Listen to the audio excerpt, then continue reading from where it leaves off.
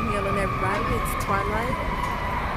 Today's really quick message is how to accept responsibility without feeling self-condemnation. Alright, so what are the main things that blocks accountability? Ego, pride, shame, control. You should know by now, if you follow me at all, that I teach that denying anything, repressing anything, makes it become a part of your shadow. And your shadow is the unconscious things that actually control your behavior. So a lot of times when we're not aware of what's going on unconsciously, because we have all this pride, ego, and shame to protect, these are the very things that control us, and they sometimes distort our way of seeing things, and we end up making poor decisions based on an emotion that we don't even want to consciously address. It's really quite simple. I'll use myself for an example. So I was dealing with someone who was sort of abusive and counterproductive. And they had all these fears and anxieties and fragility and control issues. And it's easy to get involved with someone like that because their flaws are so gigantic and obvious, to get in the mode of saying, well, it's your fault, it's your fault, it's your fault. And the reason why I chose to go a different route is because I understood that the law of attraction is going to keep bringing you the same things over and over again until you learn the lesson.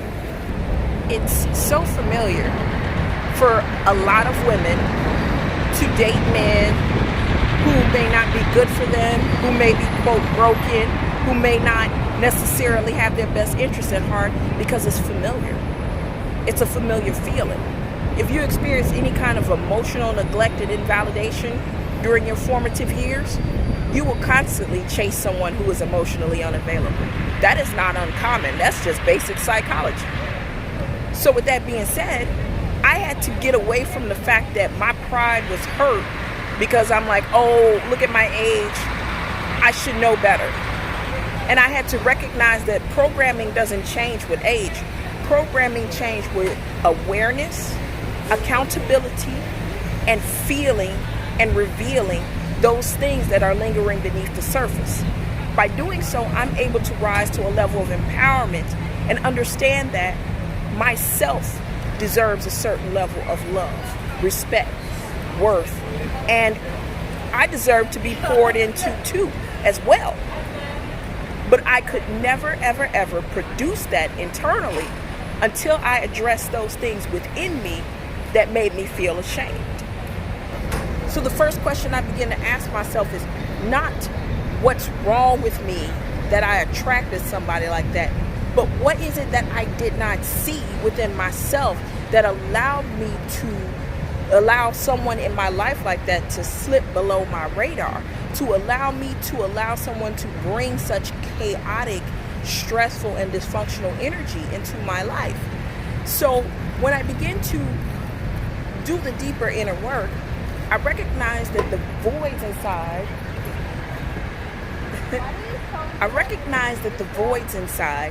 had a lot to do with my perception of self. And when I realized that I was perceiving myself in a twisted light, meaning that I had internalized so much hurt and so much grief from disappointment and rejection, from feeling invalidated emotionally, from not honoring and respecting my space because others did not honor and respect my space. I mean, I grew up in a very volatile community, and a lot of the principles and the mentality of growing up in poverty and a volatile community, there isn't a lot of room for boundaries and healthy spaces and nurturing. Those things don't happen. So it was programmed in my mind that certain dysfunctional behavior was okay. This is a program, people. When you have a program in your mind, it doesn't matter how old you are. If you have not released that program is what is part of your decision making. So the things that were unhealthy, abusive, and dysfunctional, I was not necessarily turned off by it because it was familiar and it was something in my past that I was very, very aware of and accustomed to. And yes, there are people who played key parts in me believing that, but they aren't necessarily to blame and they can't necessarily fix me. I had to fix me. So I had to start a process called reparenting and giving myself the love that I need from my inner mother and my inner father, nurturing, discipline, and so forth. So with that being said, if you are going through this process now, stay away from anyone who threatens your growth. Cut them off completely or for a time until you can get to the space where you feel strong enough within yourself to speak your truth. Accept that there are going to be people around you that are not going to accept the new you or the evolution of who you are. That is their choice, and it is not your job to convince them. And finally, recognize that who you are is beautiful, and everyone you've attracted up until now was because of your fragmented self. So expect other people to not be on board with this.